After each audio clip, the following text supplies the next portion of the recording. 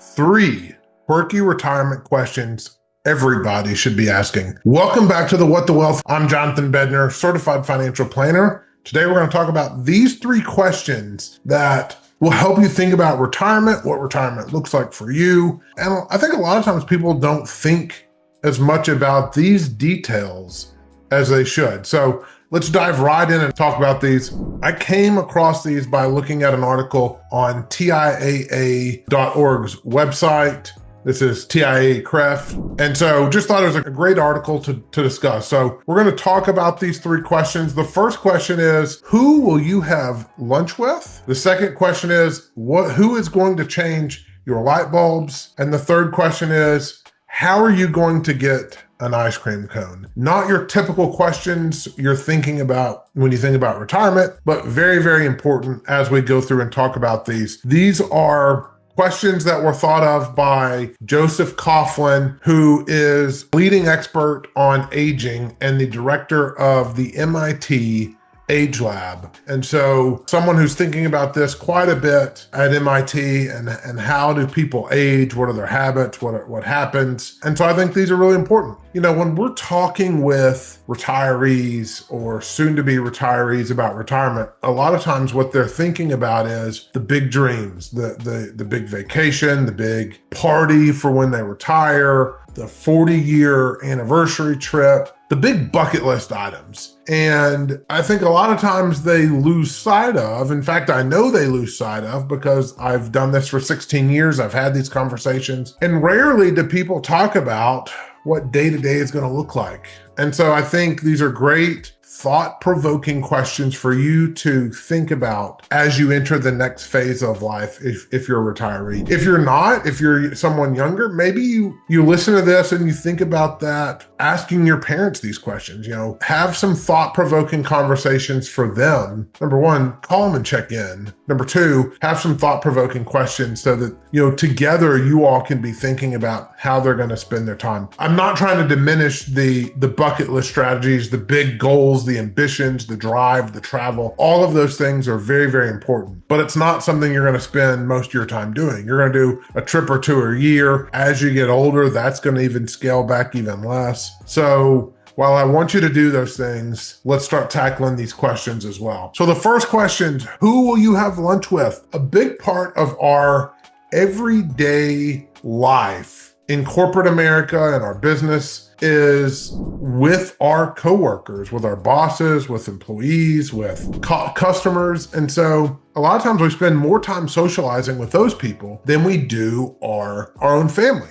And so the question here is about, when that chapter closes and you're left with all of this time, 40 hours a week, their normal work schedule, 8 to 5 or 9 to 5, or whatever that is, you have to fill that now. How are you going to fill that? And so it is important that you think about intentionally what you're going to do to fill the gap of time or the vacuum that has sucked all that time that was once filled by work, occupation, and how we identified. Now you got to find another way to fulfill and identify or to fulfill that time. So, they go on to say that 1 in 3 adults age 50 to 80 is feeling lonely or isolated. That's a big number. And I think that lines up with another stat I saw one time that says, 90% of the time we spend with our kids is from 0 to 18 years old. And after that, it's, the other 10% is from,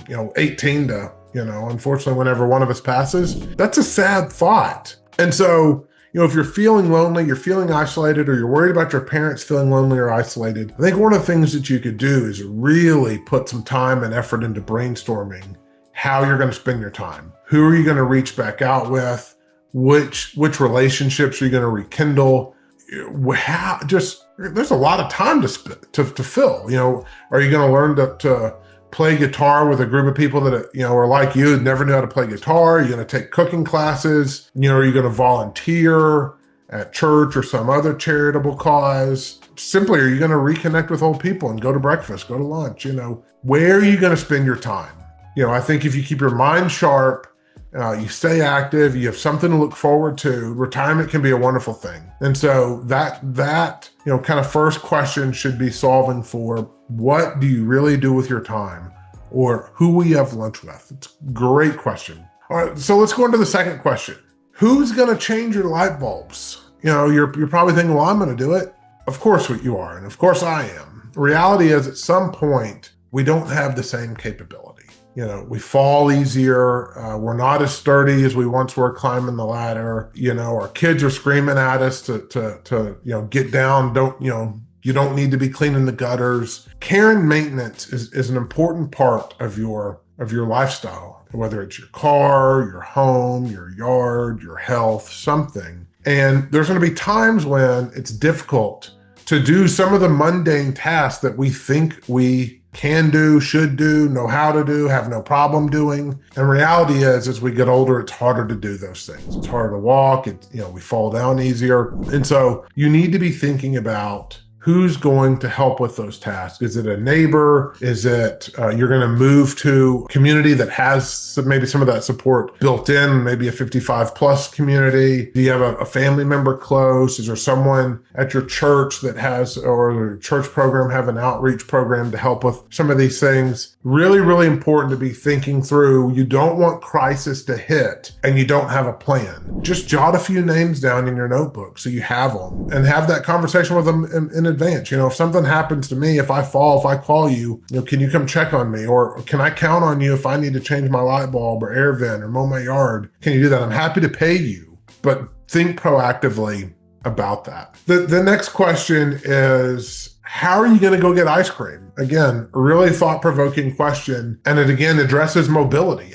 The older we get, the harder it is to go. We're used to independent freedom, time freedom, going and doing the things we want to do when we want to do it. As simple as going to Dairy Queen to get a banana split. It is something we're not used to having taken away. And over time, that mobility creeps up on us. We kind of it's almost like watching a pot boil. I think the saying is, a watch pot never boils. And I think that's a little bit how aging is. Like, you don't realize it at all until suddenly. And then before you know it, you don't get around as easy. You're not as stable. You feel yourself reaching out to grab things. You need a walker, you need a cane, you fall easy, but you still got the urge to get the banana split. And so how do you get that? How do you still enjoy the freedoms and the things that you love, but don't find yourself in a position that, you're stuck and you can't enjoy those things? So, maybe it's moving into a little bit closer town. They go on to say, Coughlin goes and says 70% of older Americans live in suburban or rural areas. So, it takes commitment, thought out decision-making process to go get the groceries, to go to Walmart, to get the medicine, to get the ice cream cone, to do those things. And so, you want to make sure that you've thought this out well in advance. Maybe that means moving closer in. Maybe it means, finding a driver. Maybe it means, having someone from church take you to run these errands. Maybe it means learning Uber, so you're not constrained to your own house. And you, maybe if you can't drive, learning Uber gives you the freedom to go anywhere at a couple pushes of a button. That technology was never around 15 years ago. We didn't even think it was possible. We thought you had to call a taxi.